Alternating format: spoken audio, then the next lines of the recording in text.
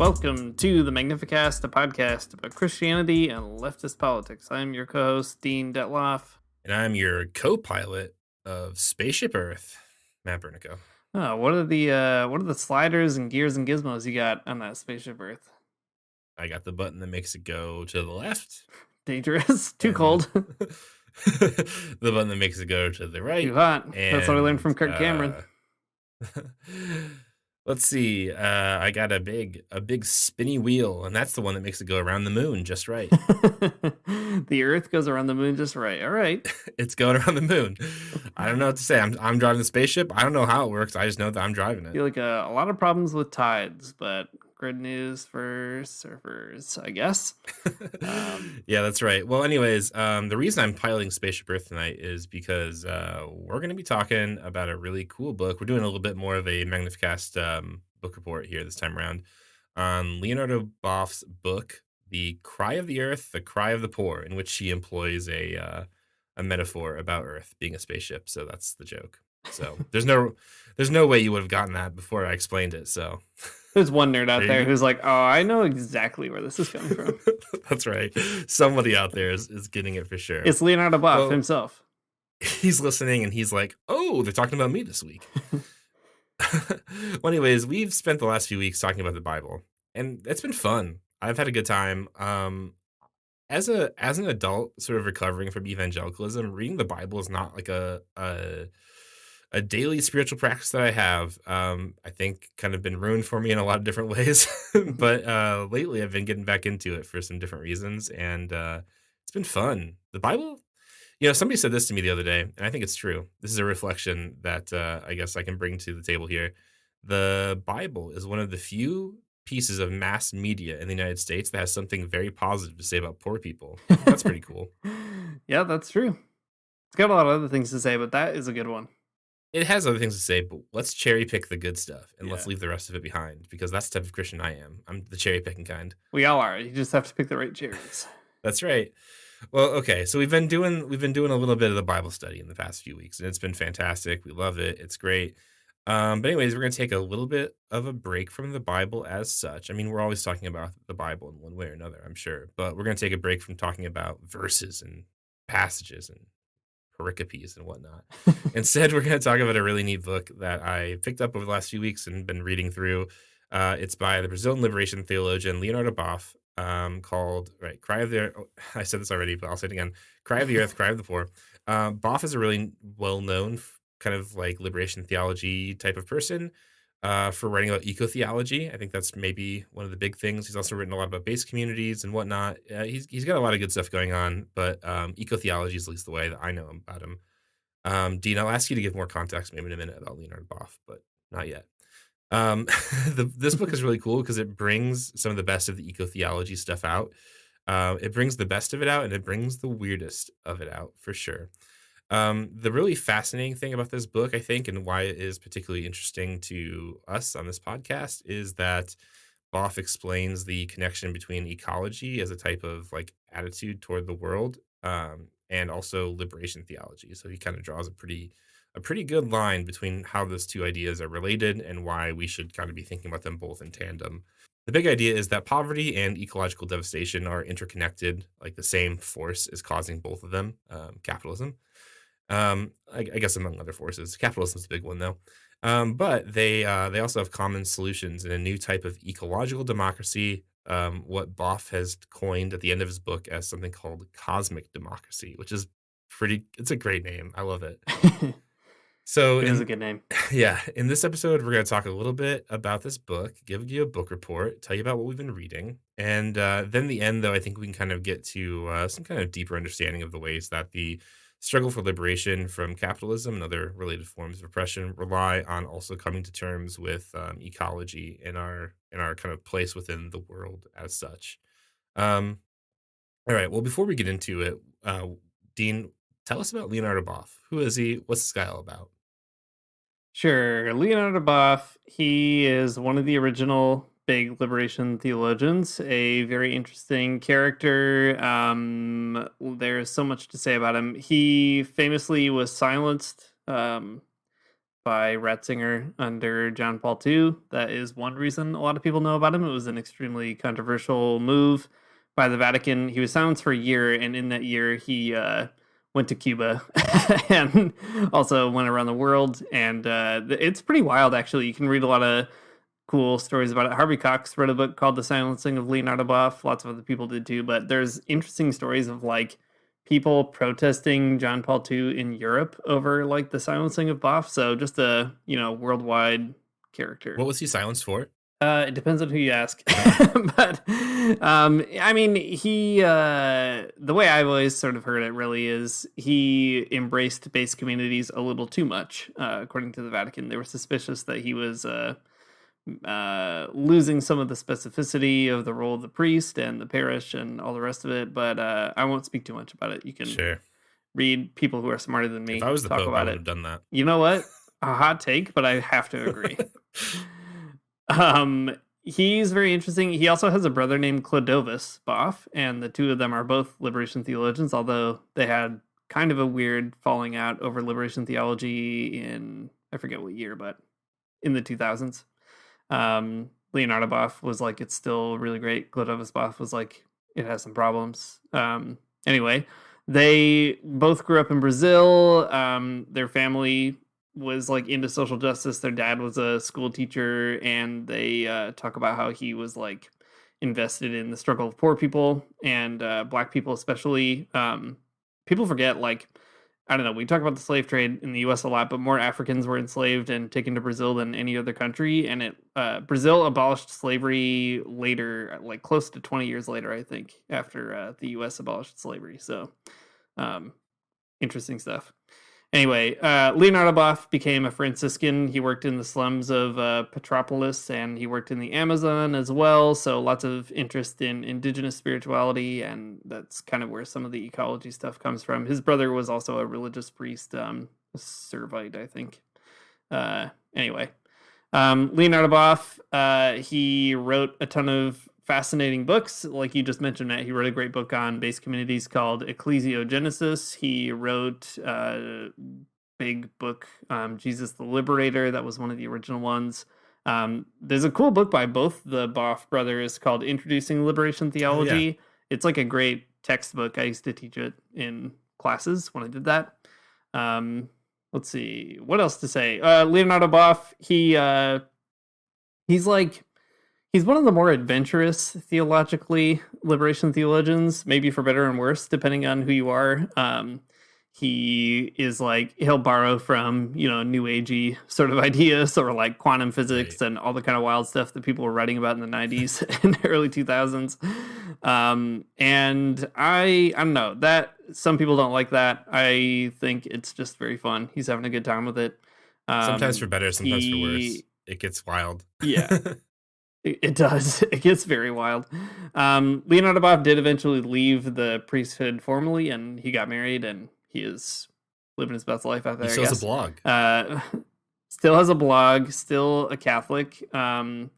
Yeah, he's getting up there in age, but he is still out there in the streets. I knew a guy who went to Brazil before the pandemic, not too long before that, and took a great picture of him at like a Lula solidarity rally with a big megaphone. So he's still doing his thing. Anyway, that's Leonardo Boff, a person of the people. Oh, I should say, okay, he's a theologian, a great writer, but also he is somebody who is like genuinely invested in people's struggles, and that's really like why I think he's worth reading.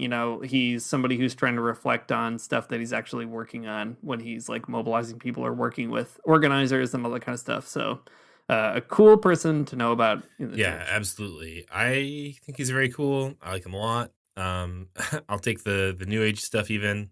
Um, maybe I don't believe it all, but it's great. It's still fun. It's not like boring church stuff. Sometimes you get some really weird stuff.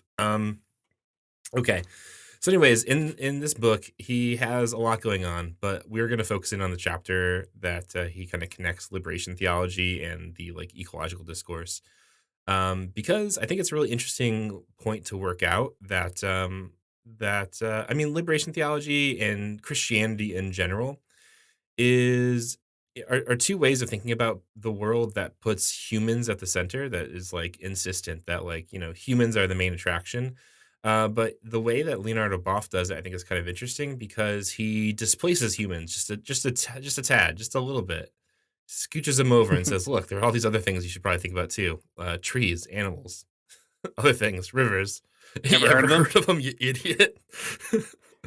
Anyways, and the liberation of individuals, the liberation of people are it's interconnected with the with ecology, with thinking through anthropocentrism, with thinking through ecological destruction and so on. So it's a cool connection to make, and I think it's one that increasingly as the winters get warmer.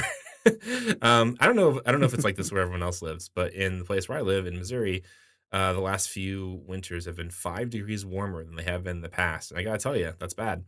So, anyways, as global warming becomes more and more of a lived reality, and it becomes like an undeniable kind of part of life, I think like these conversations become even more prescient and important to have. So let's do it. Um, One quick note: this book in particular, "Cry the Earth and Cry the Poor," it was very formative on ecology and kind of eco-theology. And there's, I guess, two quick notes. One is people might recognize that phrase already from mm, Laudato Si, Pope Francis's first encyclical. I mean, technically second, but really first. Where he uses that phrase and italicizes it. He doesn't like cite Boff, but I that's what mean, he's talking come about. Yeah. on. Yeah, pretty clear. And that's very interesting. And Boff has written quite a lot about Pope Francis, and you can read a lot about it. Yeah, interesting relationship between the two of them, I think. The other point to make is a lot of people recognize this book as a pivotal one in the development of eco theology, and it is for sure. But there's also a lot of really interesting ecofeminist theology coming out around the same time, especially in Brazil. There's a really cool theologian, Yvonne Gabara, who wrote a lot of ecofeminism stuff, and she's in dialogue with Boff and others too. But I think sometimes, like Boff, through I don't know, I don't think any fault of his own, but like just by virtue of probably being a man and being a person writing for a long time, he kind of gets like boosted as the Mm. eco theologian, or kind of like doing it before it was cool. But ecofeminism has a very, very rich tradition, especially in Brazil. So, anyway, all that to say, Boff rules, and so do all these other A good people. note to make. All right. Well, let's start parsing this out a bit here. How are liberation theology and ecology interconnected? Well, Leonardo Boff has this to say: liberation theology and ecological discourse have something in common. They start from two bleeding wounds: the wound of poverty that breaks the social fabric of millions and millions of poor people around the world, and then also the other wound is ecological destruction. He goes on to say that both seek liberation, a liberation of the poor by themselves as active subjects who are organized, conscious, and networked to their other allies who take on their cause and their struggle, and a liberation of the earth through new covenants between it and human beings in a brotherly and sisterly relationship, and with a kind of sustainable development that respects the different ecosystems and assures a good quality of life for future generations. Okay, so from the very start here, these are like the opening paragraphs, maybe like the second paragraph into this chapter, and just parsing these things out. So the thing that the liberation theology and the ecological discourse, they are both about a wrong in the world that is being caused by capitalism. He names it explicitly, so don't think I'm just kind of putting it in there. But they're both about a type of liberation, and it's really interesting because I mean, they're not just like material liberations. I mean, they are for sure. You can't really do them without materially changing the world for sure. But both liberation of the poor and the liberation of like ecology, I guess, however we would put that, they are also changes in the ways that we like consider our like place in the world. And I think that's quite interesting. It's liberation of the poor is it's changing this type of like it changes the type of person who is like the actor in politics, rather than um I don't know, I don't want to throw any shade at Leninists, for reasons, but instead of like a vanguard party being the person that's leading the poor or something into the revolution, or whatever, some other type of like community organizer. This is talking about the poor taking up their like taking up their liberation by themselves, right? A real good pedagogy of the oppressed kind of idea. I mean, it's explicitly coming from that kind of context. There you go. But it's also so it's about that, but it's also about a new covenant between people and the world that puts human beings in a brotherly and sisterly relationship. Which those those two words can be complicated, I guess, but they carry this sort of like Saint Francis connotation, right? With different types of like brother moon and so on. Um, so you get these 2 types of things. Not only is it about material changes in the world, but it's also about a different way of thinking about, your place in the world in 2 different contexts. Yeah, it's interesting too the way that he links them. So they both are linked through the wounds, right? The wound of poverty and the wound of ecological destruction. So the cry of the earth, the cry of the poor. But I think also the that other link that they both seek a certain liberation is important because the liberation is also founded on relationships, right? So it's like the poor are active subjects, but also they have to work with Mhm. a ton of other people. They got to work with allies. They have to be organized, etc. And it's the same with the liberation of the earth. That it's only liberated through that covenant, that other relationship with human beings, that they can, that the earth can be liberated as well. And that's what I love so much about Boff is that he, I mean, I mentioned he has these kind of new agey ideas. He can be a little bit like utopian or idealist, but he does always root that vision or those dreams in these really like concrete affirmations of like it's going to take real relationships between identifiable groups of people and like the earth to actually figure this stuff out. So I really like putting those two things together. They both arise out of the wounds, but then they're also both sort of like the way you bind up those wounds is by working with lots of other folks and really Yeah, that's complicating the right. work. Which kind of I mean, it's no surprise then that he thinks that democracy is kind of the answer, which we'll get to here in a little bit. But that's what he's talking about, though it's a pretty radical type of democracy, not I don't know, not the boring kind. Okay, so but beneath the surface, you have these problems, these 2 wounds, and there's a lot of causes of these wounds for sure. But the ecological one is, the one that he kind of calls out in this way that I think is pretty helpful. So, I mean, I think that you can probably make some connections too between poverty and the cause too here, but, I don't know. It makes the most sense with ecology. I'll read this part and we'll kinda get into it, I guess, a little bit here. So Boff says that the underlying cause is attributable to an arrogant anthropocentrism that's at work, one which lies at the root of contemporary societies. Human beings understand ourselves as beings above other beings and lords of life and death over them. Then he goes on to say, human beings must discover our place in this global community along with other species, not outside or above them. There's no justification for anthropocentrism. But that does not mean ceasing to regard the human being as unique, as that being of nature through whom nature itself achieves its own spatial curve, breaks out of reflex and awareness, becomes capable of co piloting the evolutionary process, and emerges as an ethical being, assuming responsibility for bringing the entire planet to a happy fate. There's a lot going on here for sure. But you get it, right? So like ecological destruction and also I mean like the destruction of other people, the oppression of people, the existence of poverty.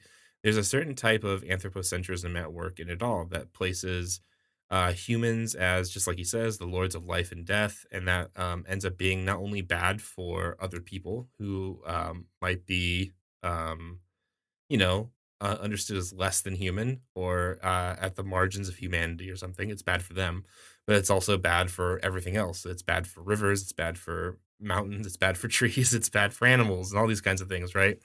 I think this is a type of critique that I think I've actually invested a lot of time in my academic life thinking about. Anthropocentrism is an idea that I do not like. Though it's inescapable. But I think it's really compelling when people talk about it.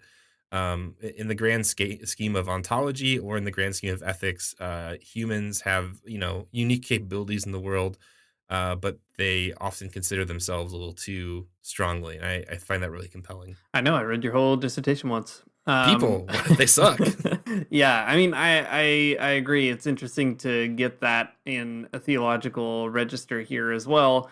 I often think about this text. So this came out in the '90s, and I think about how far ahead liberation theology is compared to the rest of the world all the time. Like when I was in college, so in the mid 2000s, in the Obama years.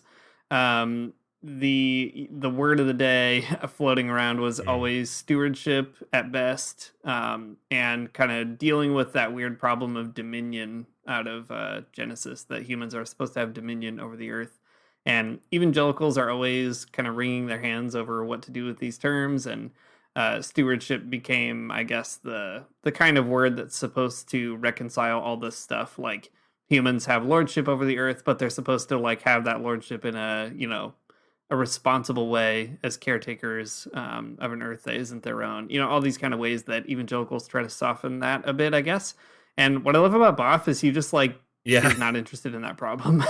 Just, I don't know, look around you. This is the problem. Humans are outside the environment. They should not see themselves as that, and really just kind of trying to get rid of the idea of dominion or dominating schemas altogether.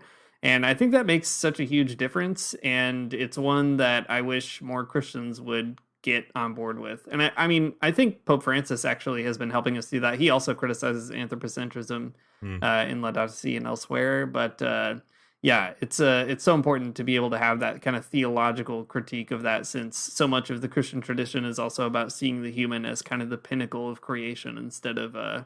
equalizing humans Yeah. a little I bit mean, more. if this book would have pivoted to talk about Genesis and about Dominion, I would probably closed it right away. Yeah. I mean, not because that's not interesting, but because it's just such boring territory, I think. And it is so, like you said, hand wringing. Like, what are we going to do? What does this word mean? How, we have to read it in the original Hebrew. We have to figure this all out. And like, whatever. That's nerd shit. Um, but I think the thing I find really, really compelling about anthropocentrism, um, or critiques of it is that like how arrogant it is, first of all, but also how completely stupid anthropocentrism is. Like, um, humans have a way of thinking that makes us constantly think we're smarter than we are, and that like not we're not in situations with other things like other I don't know, for lack of a better word, actors. We're above them is the way we think about it. We think that we have sort of complete control over these situations, especially in highly technical situations, like settings where we're dealing with with problems that involve increasingly technocratic answers. Like we think that we kind of have complete control over them because we have a certain objective quote unquote way of like looking at them. But like if you look at if you look at the history of science, which is something that's it's fun to read about, or just like sociologies of science, you find like you find this type of like arrogant anthropocentrism really unfounded because people are so incredibly blind and stupid to their surroundings. Like, okay. I mean, there's 1,000 different ways to talk about this, but, some of my favorite have to do with, like, nuclear waste. Um, Mhm. so, okay, there's a bunch of nuclear power plants in the United States. I mean, across the world, there's a bunch of them. And those power plants inevitably, have a nuclear byproduct that will last for a very, very long time, impossibly long, longer than any other human that is alive now, thousands and thousands of years, if not more. I don't even know. I'm not a scientist. Anyways, so like, nobody thinks about the question of like disposing of this like radioactive waste. They just think about how cool it is that we have power plants, right? Mhm. And so like the like what we do kind of comes secondary. So the answer, in case you didn't know, like what happens to like radioactive waste in the United States and elsewhere is that you find a very deep cave that is hopefully like geologically sound, and you just put it in the cave and then you forget about it and you put a sign out front and says like don't go in this cave, it's bad. It's bad in there, guys. And like that's it, and that's the solution to our very dumb human technocratic problem. And it's a bad one because like they constantly leak, There's all kinds of other problems. Radioactive waste, Godzilla's. Godzillas. You get killer monsters. You get all kinds of kaiju, but also like radioactive waste like can like seep into the groundwater.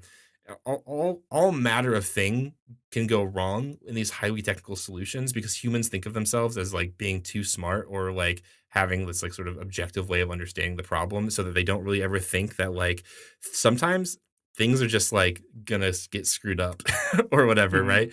We just don't think of all the other ways that that a situation could go because we think of ourselves as like particularly smart or particularly good at problem solving or something. So, Mhm. anyways, in light of all of that, I appreciate all critiques of anthropocentrism because I think that humans could always just be just could always stand to be taken down a peg. Yeah. We're not as smart as we think we are. Yeah, I agree. I mean, this is just a minor, I guess, way of making the same exact point you were just making. But like, I remember when I was a kid, and you're just sort of asking questions about the world around you, coming to terms with it, figuring it out. I remember having like at like a birthday party, having a plastic plate, and having being like, "What should I do with this plate?" And some adult was like, "Oh, it's disposable, so you throw it away."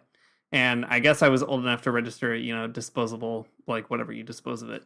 And I thought to myself, like, it's only disposable because someone told me that it's garbage, which is like the absolute weirdest way to like categorize an object in the world.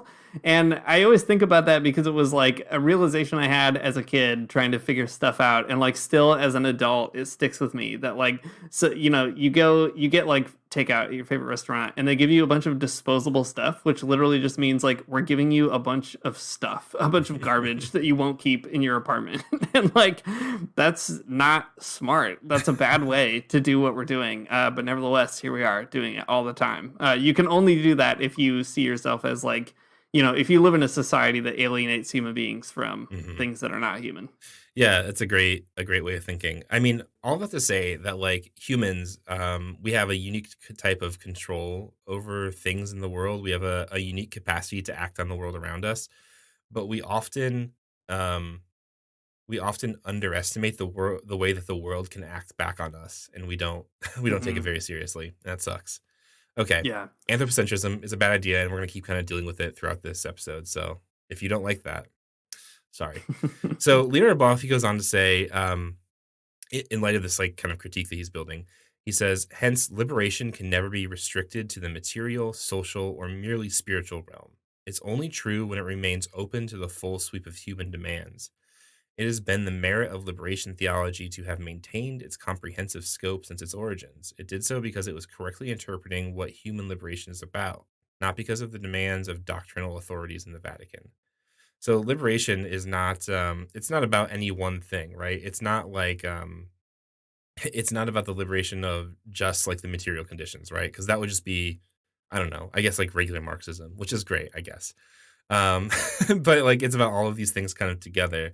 It has to be open to the I like the phrase full sweep of human demands. That there's all of these different things bound up in liberation, not just the material, the social, or the spiritual. It's all of these things together, and maybe I don't know, maybe some more things that we could throw in there. So that's helpful because when we're talking about liberation in terms of ecology or in terms of like I don't know the liberation of people from capitalism or other oppressive forces, you get this more holistic view that it's not just one of these things. Like just changing the material conditions would be great, but maybe there's more liberation to be done. Yeah, I think that piece is really important too because the holistic piece is it goes in so many directions, right? It's like the liberation is material, which means you have to ask material questions about the organization of capitalism and like you said, it can sometimes like Marxism can help you out, but also it can maybe miss parts of that holistic vision. And that's what I love about Boff too. He has such a big concern for how everything hangs together all the time, and that is, I guess, also the inverse part of being upset about anthropocentrism, right? Like. Instead of abstracting the human out of the environment, you always want to put the human back in the environment, plus figure out how they relate, how they plug in all these different ways. I don't know. Plugging in, I guess, is kind of a weird metaphor, but guess what? Yeah. Technology is also part of the environment. So I don't know what to tell you. Yeah, it's good. I mean, it's interesting because it does tell you, I guess, what Boff thinks about liberation, that it's like it's a project that's bigger than the political economy and that like I don't know, it makes liberation theology way I think way more radical than Marxism is because it's demanding so much more and it's open to so much more. And I don't know, I find that kind of compelling. I mean, there's a critique of Marxism in there too that like it's not enough just to change the base and the superstructure will follow or something. You have to do more than that. And I don't know. It's a critique of Marxism, but probably one that Marxism can deal with, I guess.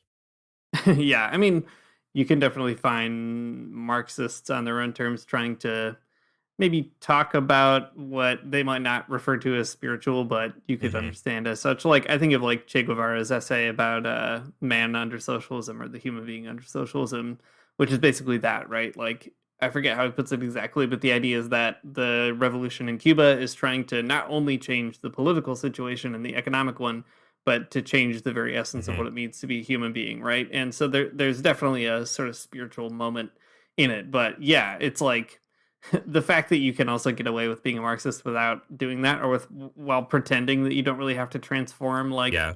people, is a complicated thing. Yeah, totally. I mean, I don't know. There's plenty of moments in the history of socialist projects where you need some more transformation, right?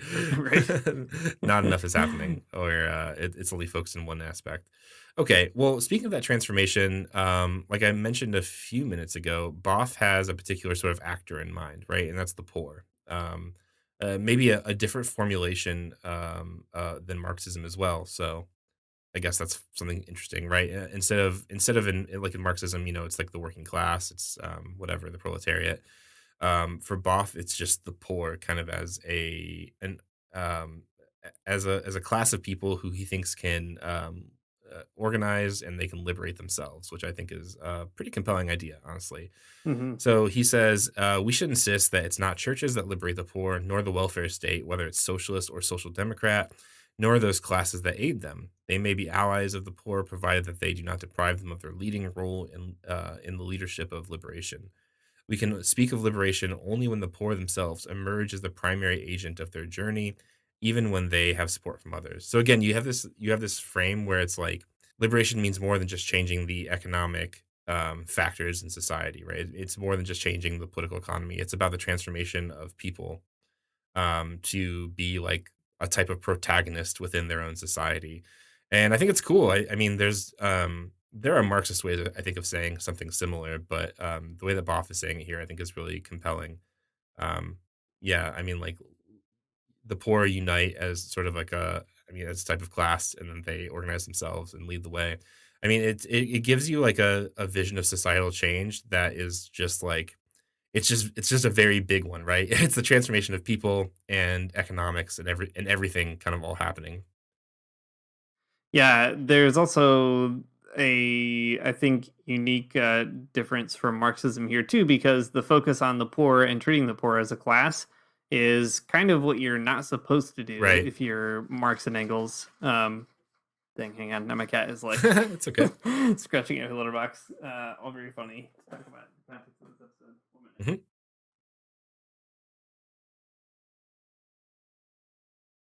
Just gonna get her out of here. Sure.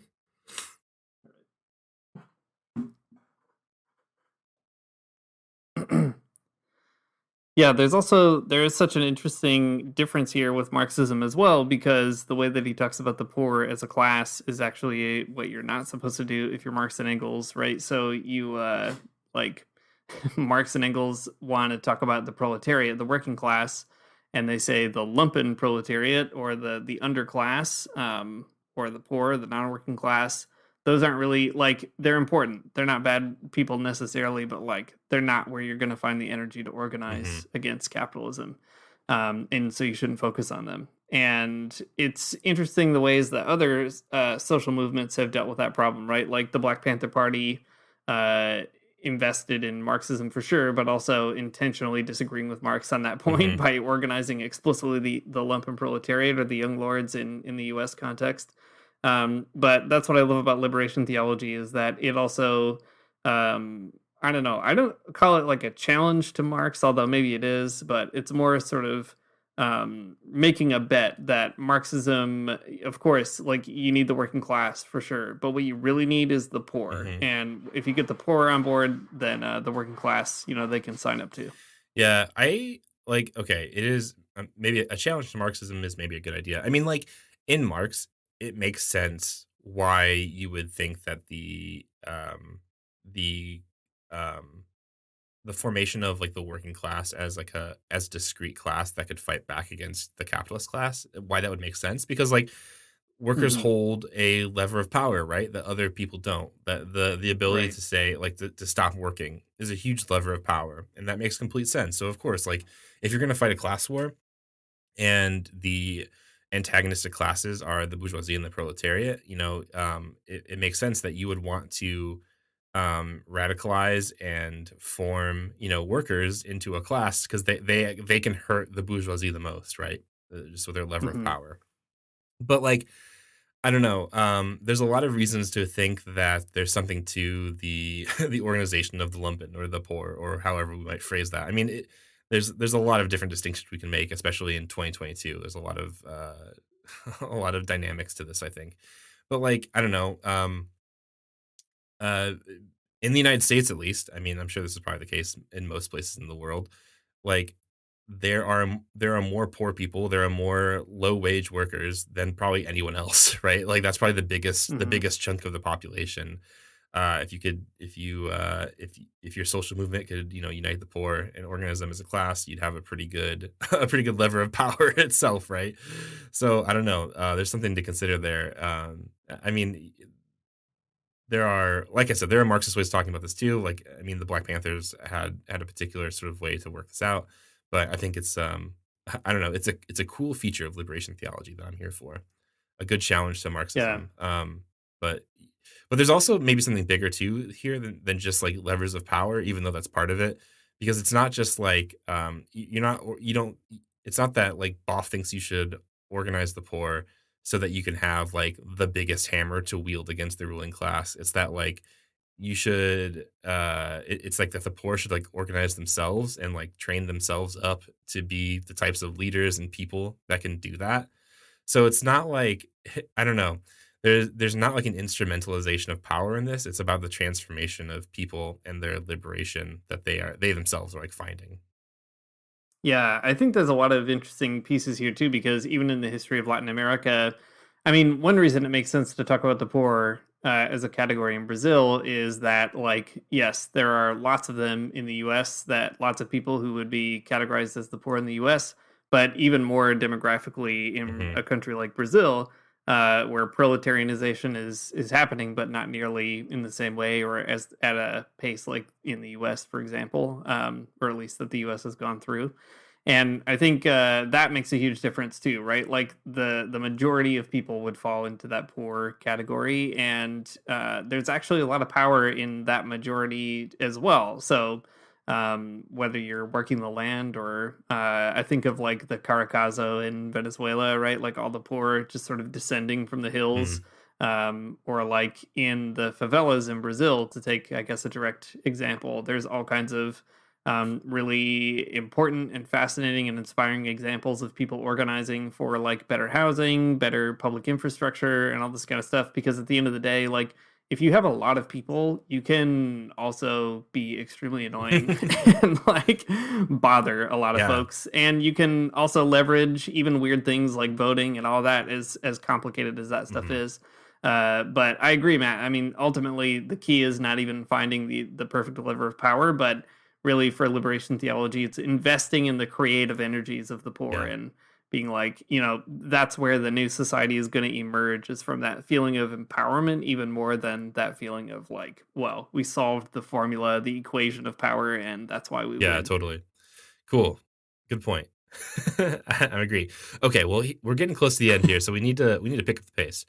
So here's the thing here about ecology and the poor. Boff says that the very same logic of the prevailing system of accumulation and social organization that leads to the exploitation of workers also leads to the pillaging of whole nations and ultimately to the plundering of nature, right?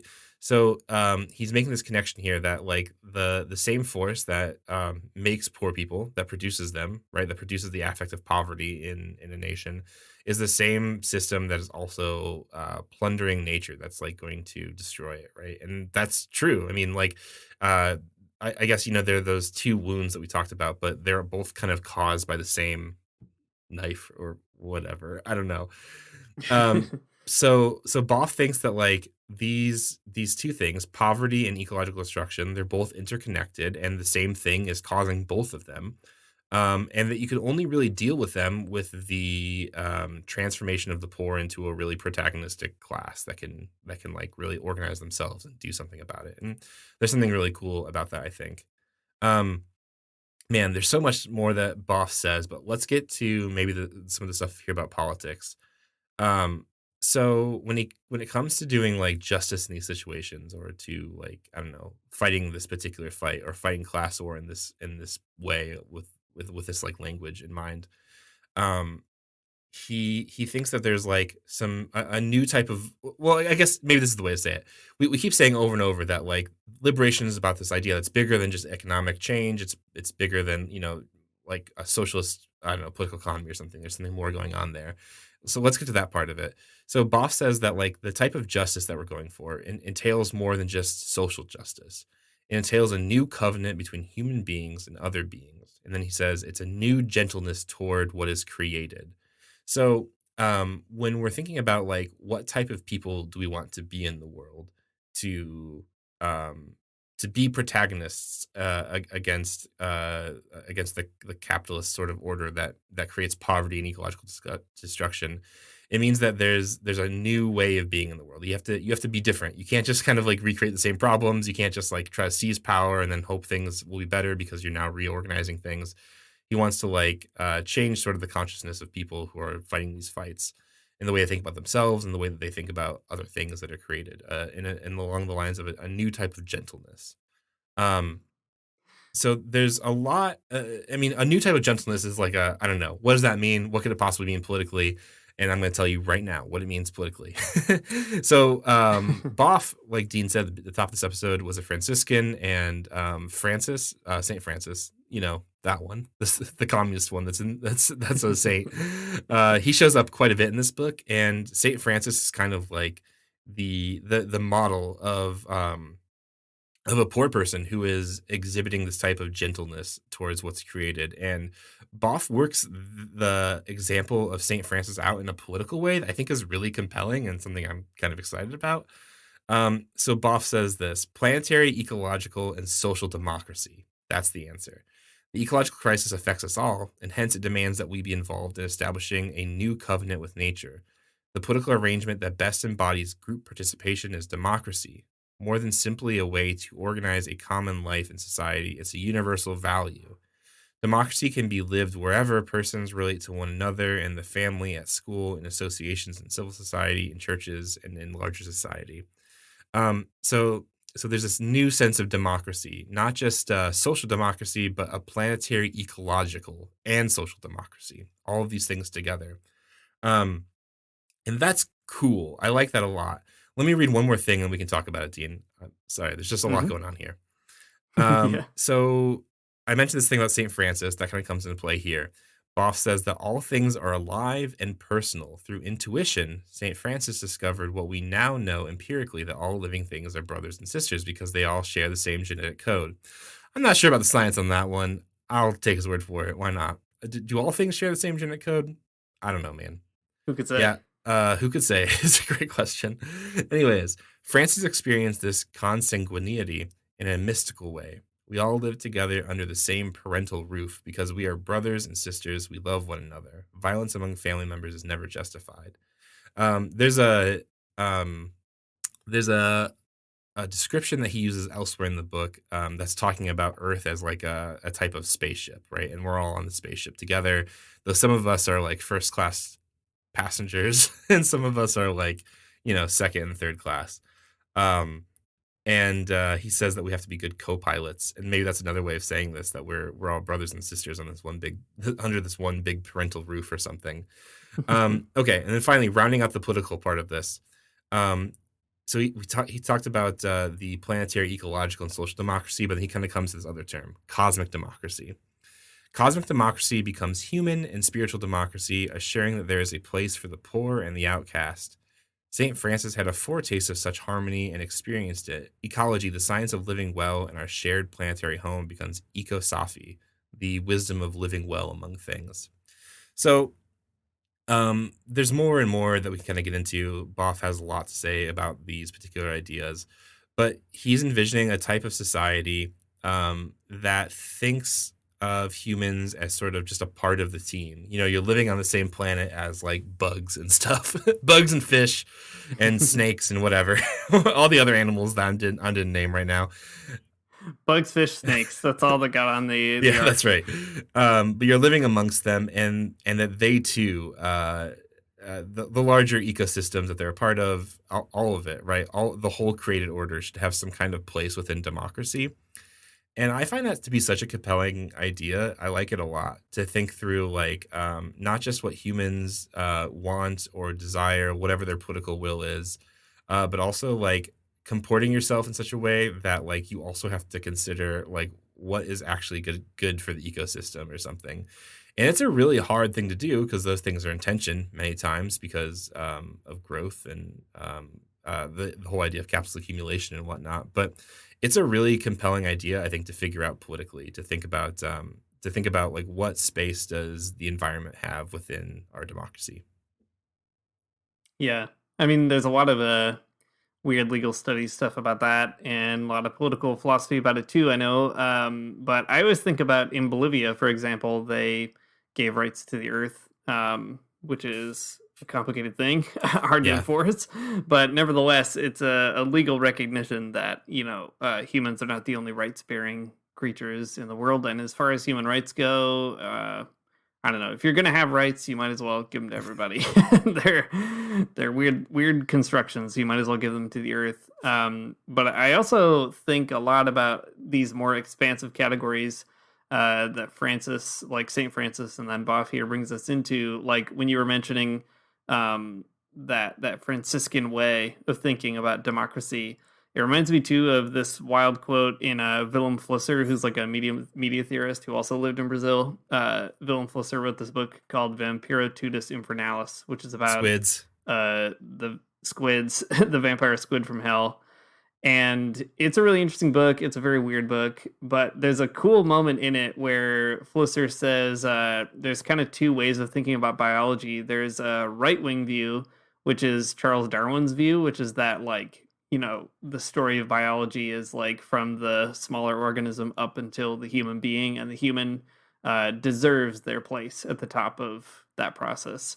But then there's also a left wing view of biology, which he says is St. Francis's view, which sees the human being in solidarity with every other creature on the earth.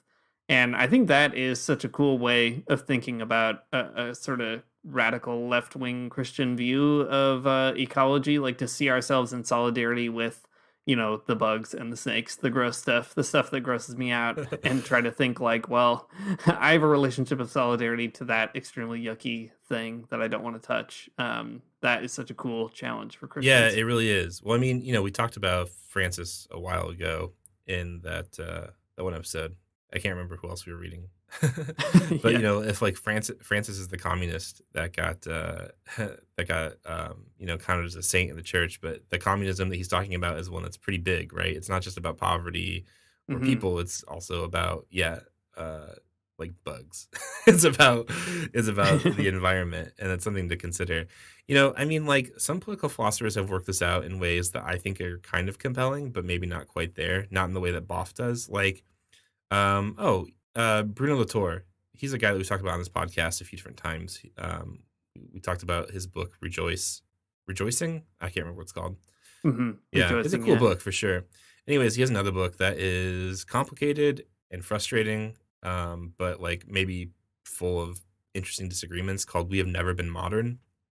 And he's trying to do this kind of like sociological study of science that tells us something interesting about how science is actually very complicated. And in some ways, he's right, and I think some ways it's like I don't know, bizarre. But anyways, towards the end of the book, he's making this sort of like political philosophy out of it called the Parliament of Things, where like in our political processes, we should really consider the environment as like sort of a part of the like the democratic process, you know, of these parliamentary procedures. And I think there's something cool about that. But there's also something kind of like boring about that because at the end of the day, Bruno Latour is a liberal, and there's a lot of there's a lot of problems with the way that that works out. But in Boff, there's something different, right? There is a sort of like there's a parliament of things for sure, but but it's through like direct democracy or something. It's through a type Yeah. of Franciscan, One bug, yeah, one one vote. bug, one vote.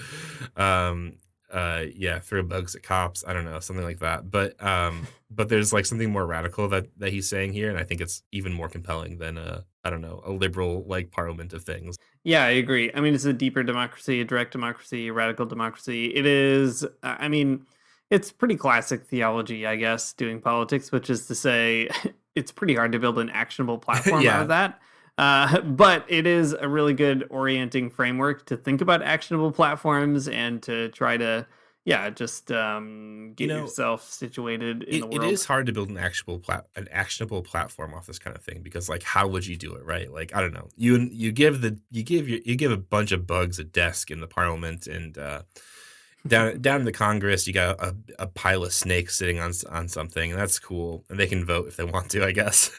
No, but like I think they're really interesting types of like I guess this is something I think interesting that media studies kind of people do in academia. This is the only interesting thing that they do in academia. Media studies people will often really engage with like sort of contemporary media art projects. And there are all kinds of very weird ones about like how you collect data from I don't know the environment surrounding you. Like how do you come to know the world around you through different types of like different arrangements of like sense perception, different ways of hearing, different ways of like reading moisture from the grounds. Anyways, there's all these like wild art projects around this particular thing.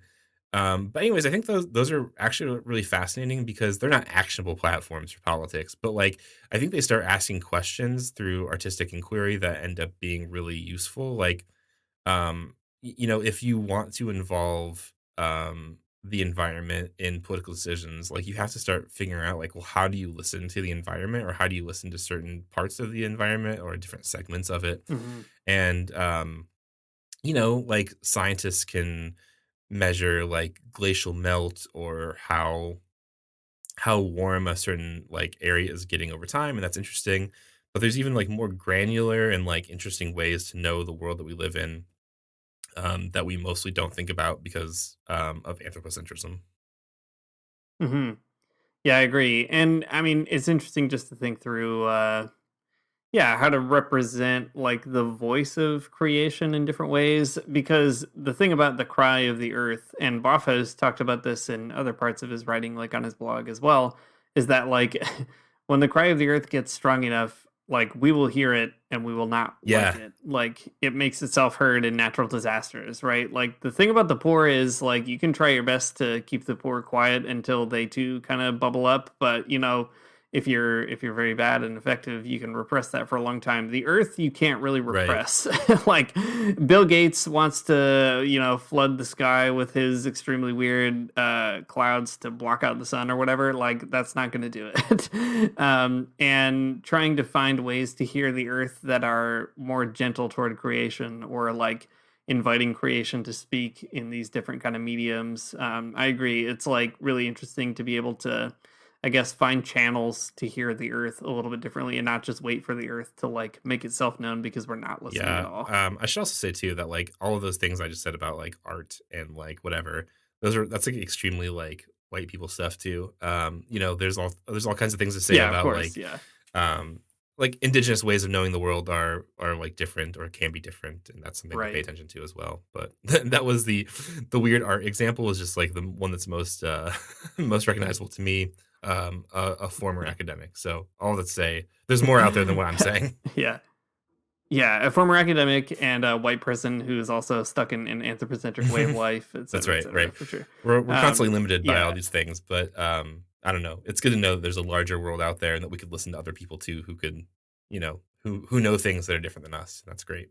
yeah, yeah, absolutely. Well, we should have spent more time on all of that at the end, all the most exciting stuff, but we are getting up to the end here. Any last notes about Boff, Matt? What's your hot take on this big book Yeah, report? my hot take is that people should really listen to it. I think there's something cool in Boff that you don't get in other liberation theologians. This sort of anthropocentric stuff, this stuff about like eco theology, I think is all really important. Especially that it's tied into a type of democratic vision in the world. I think that's cool. And also, I think Hmm. Marxists should pay attention to Leonardo Boff, even if they're not particularly religious, because there's something really fascinating and I think empowering about the way he thinks about the poor as a type of like revolutionary class that can liberate themselves. So um, it's great. It's a cool book and it is full of challenges, but people should get into it for sure. A plus, great book report. Thanks for listening to the Magnificast. If you like what you heard, including probably my cat, who appropriately has been running around my apartment this entire time in an episode about Your cat anthropocentrism, wants to be on the you can, podcast, and that's how yeah, that's its democratic right, I think. that's right. The podcasts. You can support this podcast and my cat. You can make sure that my cat gets fed by going to patreon.com/the Magnificast.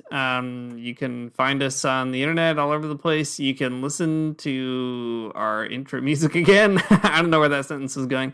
Our intro music is by Amoria Armstrong and our outro is by the Illogical Spoon. We'll see you next week.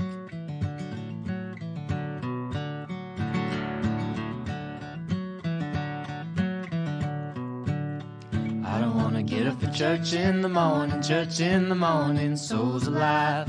Heaven come to earth and there won't be no church. We'll meet down by the riverside. There we'll swim with all creation. Never get tired, never bored. Don't worry, someday there'll be no dam between us and our Lord.